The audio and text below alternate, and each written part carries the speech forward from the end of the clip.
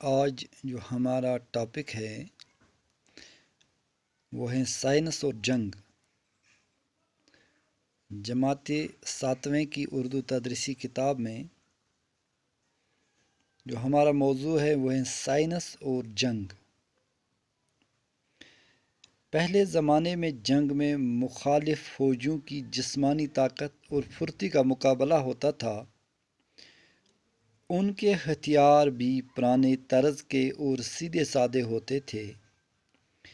جیت اس کی ہوتی تھی جس کی فوج تعداد اور طاقت میں بہتر ہوتی اور ہتھیاروں کو استعمال کرنے کی مشق میں زیادہ ماہر ہوتی۔ لیکن آج کی جنگ جسمانی طاقت اور بہادری سے نہیں جیتی جاتی بلکہ سائنس کے ایجاد کیے ہوئے ہتھیاروں پر منحصر ہوتی ہے۔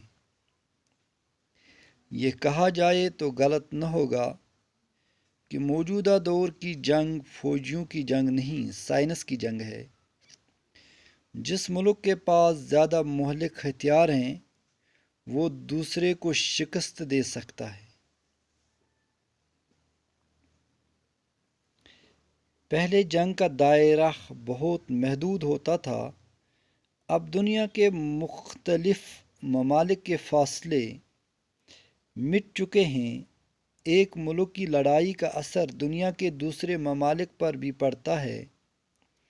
اس لیے آج جب کوئی جنگ چھڑتی ہے تو اس کی آگ دو ممالک کے درمیان ہی نہیں رہتی بلکہ دنیا کو اپنی لپیٹ میں لے لیتی ہے۔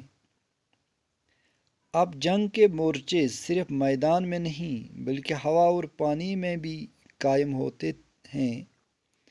پہلے جنگ کی تباہ کاری اور بربادی میدانی جنگ یا مخالف ممالک کی سرحد پر ہوتی تھی، لیکن سائنس کے بنائے ہوئے مہلک ہتھیار بے گناہ عوام کے گھروں، مسجدوں، مندروں، سکولوں اور ہسپتالوں کو بھی اپنی لپیٹ میں لے لیتے ہیں۔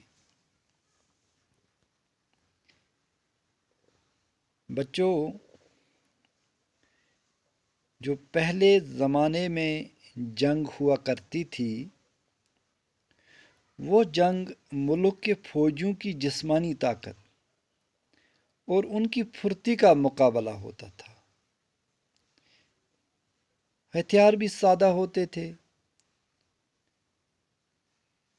جیت اسی کی ہوتی تھی جس کی فوج تعداد اور طاقت میں بہتر ہوتی اور جس ملک کے فوجیوں کو ہتھیاروں کا صحیح استعمال کرنا آ جائے یا جنہوں نے ہتھیاروں کو استعمال کرنے کی زیادہ مشق کی ہو وہی ملک جنگ جیت جاتی ہیں۔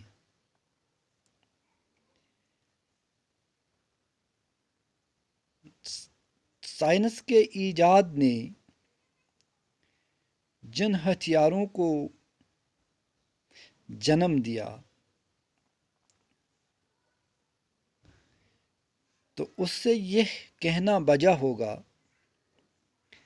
کہ جو موجودہ جنگ ہے وہ انسانوں کی جنگ نہیں، وہ فوجیوں کی جنگ نہیں بلکہ وہ سائنس کی جنگ ہے۔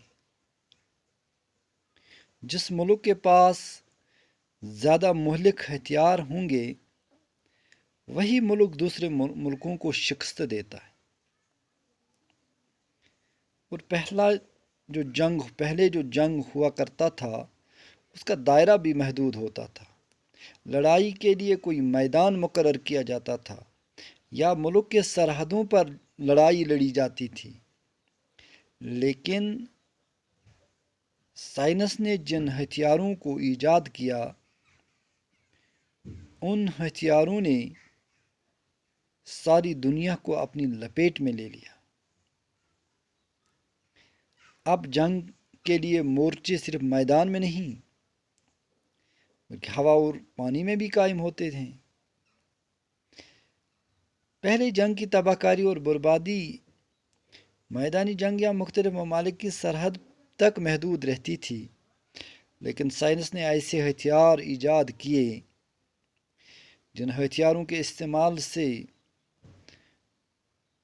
پورا ملک کیا بلکہ اس کے پڑوسی ممالک بھی خطرے میں رہتے تھے، بلکہ ان کے پڑوسی ممالک بھی اس سے نہیں بچ سکتے،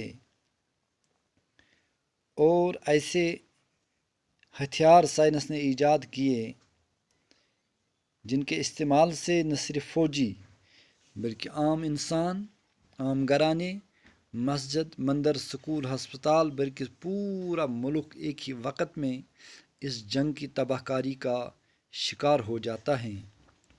اس طرح سے ہم کہہ سکتے ہیں کہ جو آج کی جنگ ہے وہ فوجیوں کی جنگ نہیں بلکہ سائنس کی جنگ ہے،